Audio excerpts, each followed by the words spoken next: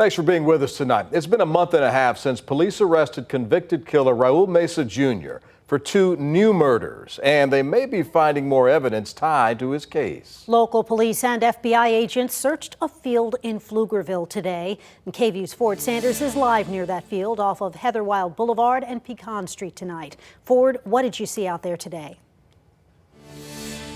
Brian, Quita, there was a heavy presence of multiple law enforcement agencies here earlier this afternoon at the field behind me in Pflugerville. We're actually in the Pecan district, and we're not far from Concordia High School and lots of businesses, so this is a heavily populated area. Now, the FBI, Round Rock Police, Pflugerville Police, and APD were all searching the field, as you said, in connection to accused serial killer Raul Meza Jr., as mentioned. Now, we don't know exactly what they're looking for, but when we got here, law enforcement officials were moving up and down all sides of this field. We even saw some FBI agents carrying out boxes, but it's unclear what was in those containers. Now, I spoke with a mailman here in the area who watched this search unfold throughout the day.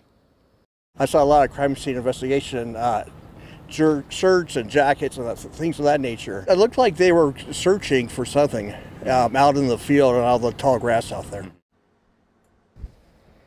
Today, the label on some of these FBI agent shirts showed that they're actually part of the evidence response team, but when we were actually here on scene, police or any other law enforcement agencies actually didn't give any updates to media today. But we did hear from APD in an email, and they confirmed they are assisting in this, and they also confirmed that this is indeed in relation to the open case of Raul Meza Jr. Quita, Brian. All right, thank you, Ford. And as Ford mentioned, Meza was arrested back in May, and that's when he confessed to the murder of 80-year-old Jesse Fraga of Pflugerville, who was found dead inside his home on May 20th. At the same time, Meza also confessed to the murder of 65-year-old Gloria Lofton at her East Austin home in 2019. But Meza is no stranger to the criminal justice system. In 1982, he pleaded guilty to killing 8-year-old Kendra Page and was released less than 12 years later.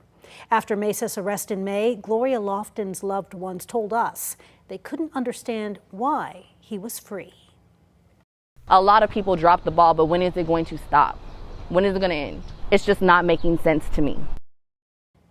APD is still conducting an internal review into how Lofton's murder didn't result in Meza's arrest, despite a DNA link to him.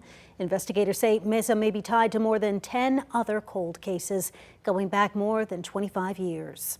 KVUE has taken a look at Raul Meza's criminal past and potential mistakes by law enforcement that allowed him to kill again. You can see more of our coverage now on KVUE.com and on our streaming app, KVUE+.